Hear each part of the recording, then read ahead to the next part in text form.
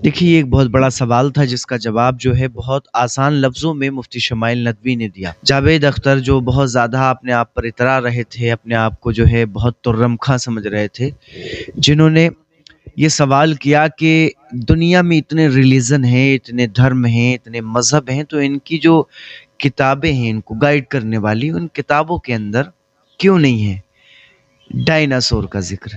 مطلب لاجیکلی آپ سوچیں کہ یہ کوئی سوال ہے، یہ کوئی بات ہوئی یار؟ کمال یہ ہے کہ دنیا کے سارے مذہب سب جانتے ہیں یہ دنیا کیسے بنی تھی، کیسے مٹے گی، مرنے کے بعد کیا ہوگا، ان کو سب علم ہے۔ ان کو کسی کو ڈائنوسار ہوتے تھے پہلے یہ نہیں پتا تھا، کسی کو نہیں پتا۔ کسی بھی دنیا کی مذہبی کتاب میں ڈائنوسار کا ذکر نہیں ہے۔ آپ نے کہا کہ کسی مذہبی کتاب میں ڈائناسور کا ذکر نہیں ہے، افسوس کہ آج تک کسی میتھمیٹکس کی کتاب میں مجھے ڈائناسور کا ذکر نہیں ملا۔ تو اس کا مطلب میتھمیٹکس کی کتاب بیکار ہے؟ نہیں، اس کا وہ ٹاپک نہیں ہے۔ ریویلیشن کا اور مذہبی کتابوں کا ٹاپک یہ نہیں ہے کہ آپ کو آ کے بتائے سائیکل کیسے بناتے ہیں، یا آ کر یہ بتائیں کہ جو ہے ڈائناسور کب تھا۔ وہ تو مورالٹی سکھانے آیا ہے، گاڈ کے بارے میں بتانے آیا، نان فزیکل ریالٹی کی حقیقت کو سکھانے کے لیے آیا۔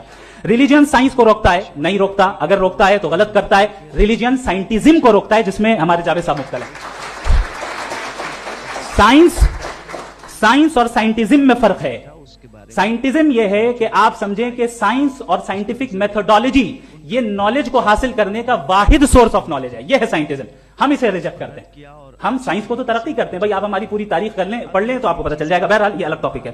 اس کے بعد انہوں نے ایک لفظ کہا، ویٹیکن نے فتویٰ دیا۔ ویٹیکن کا فتوے سے کوئی تعلق نہیں ہے، دونوں کانٹراڈکٹری الفاظ ہیں۔ اس کے بعد انہوں نے کہا کہ بھائی ہمیں نہیں معلوم، اگر نہیں معلوم تو کلیئرلی کہہ دینا کہ نہیں معلوم ہے، اس میں کیا حرج ہے؟ تو وہی تو میں کہہ رہا ہوں نا کہ آپ کہہ دیں کہ نہیں معلوم، لیکن کلیم کیوں کر رہے ہیں کہ گاڈ ایگزسٹ نہیں کر رہا ہے؟ آپ کہہ دیں نہیں معلوم ہے، ہو سکتا ہے ہو سکتا نہ ہو، لیکن آپ کلیم کر رہے ہیں۔ the moment you say God does not exist, this is a claim and now the burden of proof is upon you too، جیسے ہمارے اوپر ہے۔ آخری چیز انہوں نے کہا کہ خدا دنیا بنانے سے پہلے 150 سال پہلے یا کروڑوں سال پہلے کیا کر رہا تھا؟ ارے حضرت چلیں، بہرحال میں جواب دے دیتا ہوں، آپ ہمارے ریسپیکٹڈ پرسنالٹی ہیں، اگر آپ نہیں ہوتے تو میں اسے انٹرٹین ہی نہیں کرتا۔ ٹائم یہ 100 سال پہلے یا 100 سال بعد، پہلے بعد میں ابھی، یہ وہ الفاظ ہیں جن کا تعلق ٹائم سے ہے۔ ٹائم شروع ہی ہوا ہے یونیورس کی بگننگ کے بعد، تو اس کے پہلے خدا کیا کر رہا تھا؟ سوال انلاجیکل ہے، یہ فیلسی ہے۔ یعنی آپ یہ کہہ رہے ہیں کہ یونیورس کے بننے سے پہلے خدا کیا کر رہا تھا؟ ٹائم کے بننے سے پہلے کا تعلق ٹائم سے، ٹائم اس وقت تھا ہی نہیں، تو یہ سوال ہی انویلڈ ہے خدا کے تعلق سے۔ دوسری چیز، آرگیومنٹ آف کنٹینجنسی جو میں نے آپ کے سامنے پیش کی ہے، آپ نے بار بار یہ پروف کیا اور یہ کہہ رہے ہیں کہ گاڈ آف گیپس۔ دیکھیں پہلے نہیں معلوم تھا، سائنس نے کر دیا۔ سمپل کی مثال سے میں سمجھا دیتا ہوں۔ جس گیپس کی آپ بات کر رہے ہیں نا، سائنس ان گیپس کو جن چیز کے ذریعے بھی پروف کرے گا وہ کنٹینجنٹی ہوگا، اب چاہے وہ فورس ہو، میٹر ہو یا انرجی ہو۔ لہٰذا سوال ہمارا اس وقت بھی ویلڈ ہوگا جب تک کہ آپ نیسیسری بینگ پہ نہ آ جائیں، اور انفینٹ ریگریس پاسبل نہیں ہے of causes in practical world, تو ظاہر ہے کہیں رکنا پڑے گا، جہاں رکیں گے وہی خدا ہے۔ دوسری جاوید اختر صاحب کے یہ جو ہاتھ ہیں وہ کانپ رہے تھے، مائک ایسے ایسے ایسے ہو رہا تھا، تو وہ دوسرے ہاتھ سے پکڑ رہے تھے، تو بہت لوگ کہہ رہے تھے کہ یہ مفتی شمائل ندوی کی جو ہے ہیبت طاری ہو گئی ان کے اوپر، یہ ایک بہت بڑی للکار یلغار ہے۔